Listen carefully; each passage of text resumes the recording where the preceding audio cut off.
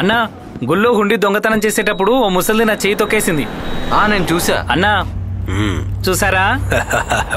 చిల్లర్ని నోట్లుగా మార్చాలి కదా. వెళ్లేదారిలో బాబాయ్ అంగిట్లు మార్చుకుందాం లేరా అన్నా, మన దగ్గర ఉన్న పాత కట్టను మార్చకుంటే హుండీ మట్టికే కాదు చిన్న జేబు కూడా ఖర్చేలేం. అంతే. టూల్స్ అన్ని మార్చి కొత్తవి తీసుకుందాంరా. మన మాదాపురం చర్చి జాతర ముగియ నువ్వు ఆ ఫోర్చ్యూన్ లో ఎవరితో మాట్లాడుతున్నావు? ఎవరో ఒకరు అడ్రస్ అడిగారు, అక్కడ ఇది కొట్టేసా. ఆహా, ఇది సూపర్ గా ఉంది. చూపించు. చైనా ఫోన్ కాదే.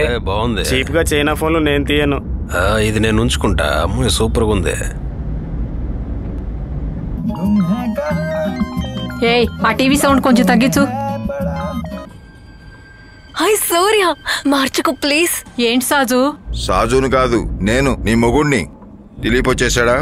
లేదు, ఇప్పుడు వచ్చేస్తాడు. అవును, మీ ఫోన్ ఏమైంది? అది చెప్పడానికే చేశా. ఆ ఫోన్ ఫిలిప్ కివ్వు. మీ బావగారు ఎక్కడి నుంచి మాట్లాడుతున్నారు? బావా, ఆ ఫోన్ కారులో కొంతసేపు ముందు ఎవరో కొట్టేశారు. అలాగా? వెళ్లేదారిలో చర్చిని ఎత్తుక్కుంటూ వెళ్లాల్సి వచ్చింది. రూట్ అడగటం కోసం కారు ఆపాం. అప్పుడే కారులోంచి ఫోన్ మాయమైంది. అయితే ఖచ్చితంగా వాళ్ళే ఏంటారు. టీవీ ఆఫ్ చేసి తీసుకెళ్లాల్సిన అన్ని ప్యాక్ చేయి. అన్ని రెడీగానే ఉన్నాయమ్మా. మీరెప్పుడు వస్తున్నారు? కావాలంటే వీళ్ళని నేను తీసుకెళ్ళనా? వద్దు, ఉదయానికల్లా నేను వచ్చేస్తా. వాళ్ళని 7 గంటలకల్లా వెళ్ళడానికి రెడీగా ఉండమని చెప్పు. సరే సరే. తొందరగా దిగో, వాళ్ళు వచ్చేసారు. అంత రెడీనా? నువ్వు ఫోన్ చేసావా? వాడు ఎప్పుడూ రెడీగా ఉన్నాడు, నువ్వే లేటు. పని అవ్వాలి కదా. ఎప్పుడూ రెడీ అయిపోయి. అలాగే లోపల పెట్టు. మనం ఒక విషయం చేస్తే కరెక్ట్గా ఉండాలి కదా. ఆపు. వాడు చదవటానికి వెళుతున్నాడు, వేరే ఎక్కడికి కాదు. బాయ్ అమ్మా.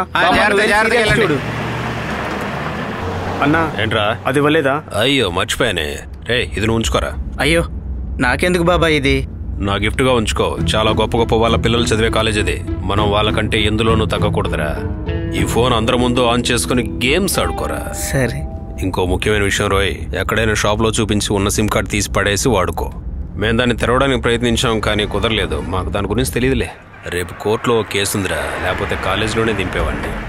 బస్సు రెడీగా ఉంది. నువ్వు బస్సు దిగంగానే అక్కడ సుధీర్ అనే పేరు గల నా శిష్యుడు ఒకడు ఉంటాడు. నువ్వు వాడితో వెళ్ళి అక్కడ నీకు కావాల్సిన ఫ్యాషన్ గా ఉండే డ్రెస్సులన్నీ తీసుకో. అలాగే ఇప్పటికి ఇది ఉంచుకో.